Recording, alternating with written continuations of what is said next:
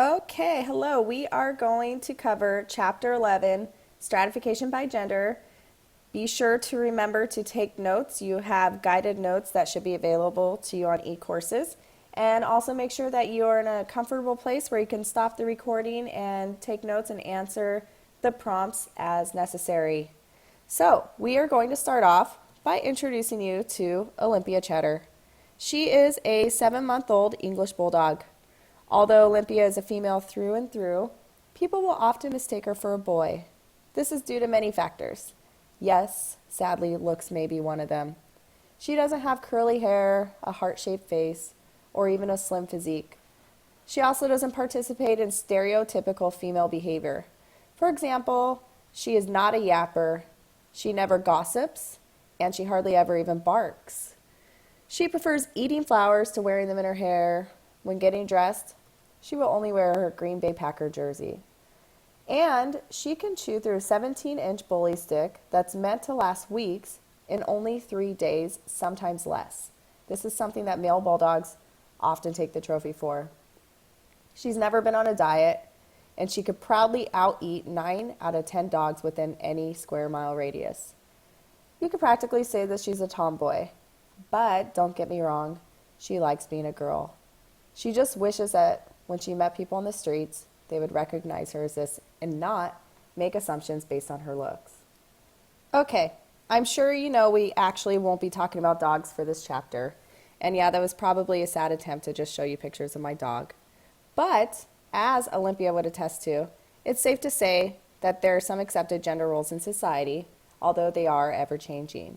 So, in Chapter 11, we will study how various cultures assign gender roles, look at explanations for stratification based on gender, and also what contributes to it. So, on the slide 3, your first task is to simply respond to this quick write. So go ahead and pause it and give yourself some time to respond. Okay, moving on to slide 4. Many of us were raised watching TV shows like Leave It to Beaver. My favorite was The Wonder Years, The Simpsons, and Beverly Hills 90210. And since the media is a socializing agent, we often assume the stay-at-home role to be filled by women while men go to work, even if that's not what our own experiences have been. And those are all a result of gender roles. So gender roles is defined as expectations regarding proper behavior, attitudes, and activities of males and females. So imagine getting on an airplane and listening to the pilot share with you the weather conditions and the estimated time of arrival. When you're imagining that, what voice do you hear? Is it a male or is it a female? I know for myself, I've never had a female pilot, and I'm sure for most of you, the answer was male. Or, what if I were to tell you my coworker called in late because their child needed to go to the doctor? Would you assume that coworker to be a female? The answer is most likely yes. While these situations are probably not as rare as they used to be, we still have expectations of what a man's job is versus a woman's job. In fact, the reinforcement of gender roles and patterns of male dominance really is a product of the social construction of gender. In reality, most people do not strictly display the qualities of their sex. So for example, just this morning, I had to spit. So I did it outside, in public. Luckily, nobody saw me. But the fact that I'm even a little embarrassed to share that to you shows that society has certainly established expectations for us, and most of those expectations are based on gender. So when do these gender role socializations occur? And the answer is they start right at birth, and they're built into our daily lives. It's just another form of social norms. So this starts at the moment at the hospital when you're either swaddled with a pink or blue blanket. Men's gender roles are said to include the list of active, aggressive, tough, daring, and dominant. Another example, men are not typically going to be the stay-at-home dads. Actually, in a 2004 study cited in your text, they found that for every 38 stay-at-home moms, there was only one stay-at-home dad.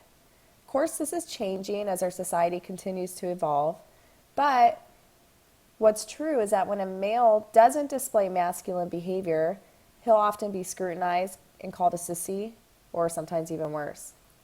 Another interesting point about male gender roles is that some studies have shown that traditional masculine behavior could sometimes be even a disadvantage. For example, being expressive and sharing feelings is not really typical for men, and some have assumed that this may have led to women outnumbering men in college. So you have 57% of college students are actually women.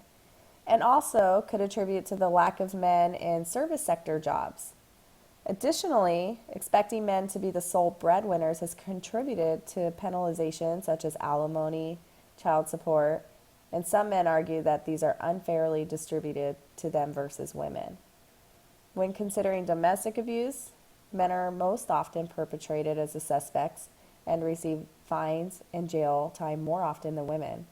But what's interesting is that there have been some recent reports that show women physically abuse their spouses significantly more than reported. Nevertheless, society still reinforces the traditional dominating male role more often than any other role.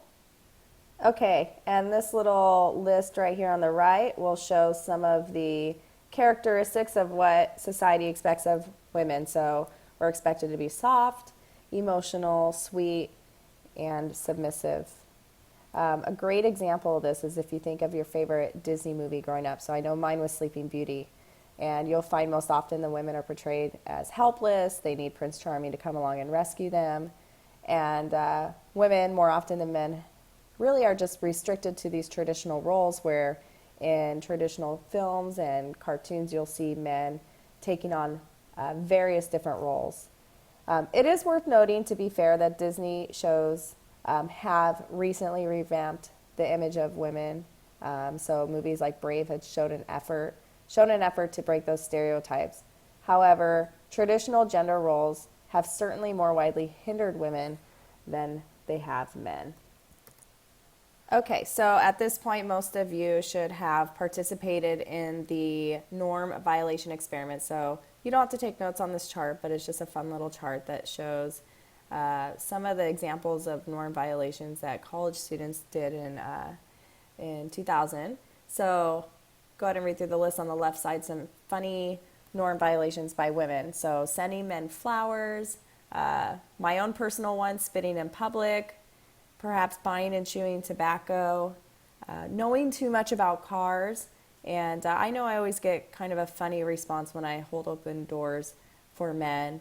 And then some examples of norm violations by men on the right column there, perhaps wearing fingernail polish, needlepoint, so that means sewing in public.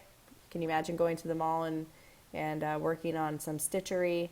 Maybe throwing a Tupperware party, calling all your best friends and inviting them over to sell some Tupperware, crying in public, and applying for a babysitting job.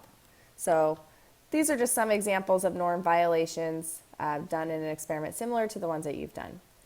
Okay, so sadly, we live in a society and most Western cultures also display homophobic behavior. So homophobic behavior is defined as fear of and prejudice against homosexuality. This typically leads to pain and suffering, and that's really about it. Homophobia starts usually with institutions reinforcing heterosexual behavior, and as the text says, which is pointed out here at this bottom box, parents normally are the first and most crucial agent for socialization. So parents are those who allow for particular behavior in their children, and they also squash or prevent other behaviors that they don't deem acceptable early on in their child's lives. The child will then internalize that, and this serves as a compass for that child's own treatment of his or her peers when he or she gets older, and even contributes to their own parenting approaches later on in life. So with that, I'm not going to say too much more here, but I do want to pose a question for you. So you have a little space in this section of your notes, and my question for you is, if you were to have a son, let's say he's about 8 years old, and he tells you he wants to take tap dancing and ballet classes, would you sign him up? Would you let him do it? And if yes, why? And if not, why not? Okay, this will be our last topic for the first half of the Chapter 11 notes. And the topics are sexism and sex discrimination. So, sexism is defined as ideology that one sex is superior to the other. So, it's the same as racism, basically, just that women are experiencing the unequal treatment instead of it being based on race. This term is generally used to describe male behavior towards women, although it could happen on the reverse, and women could also display sexist behavior towards men. However, when we talk about sexism throughout the duration of this course, when we speak of it, we are talking about male behavior towards women. This is not to say that every man is biased against women, but what the book does point out is the concept of institutional discrimination, and you've seen this term before in the previous chapter. It's defined as denial of opportunities and equal rights as a result of normal operations of society. So institutionally, our society has been controlled by men. This means that day-to-day operations reflect sometimes discriminatory behavior. It can be unintentional, and in many cases it's subtle. So an example of this, it's in your text, is if a bank were to determine that single women, because the fact that they're unmarried and also single moms, more specifically single moms, could be a high risk for loans. And so perhaps that bank makes it more difficult to approve a loan for a single mom. Perhaps they require a cosigner and perhaps more up front as a down payment. Therefore, that would be an example of institutional discrimination because that's a part of the day-to-day operations of business. So we are going to wrap up the first half of the Chapter 11 lecture. The last thing I'm going to ask of you is to do an internet search and find a statistic about women in the workforce. And go ahead and write those down at the end of your slide 8 notes. So some examples of statistics that you can look for, but of course you're not limited to my examples, and I hope that you expand your horizons a bit. But some examples could be the number of women in Congress versus the number of men in Congress. Perhaps you can look up salary compensations of men and women in your industry or in another industry. Or you can look up the number of women in high-ranking positions versus men. So go ahead and do an internet search and write that down and be ready to share that when you come into class.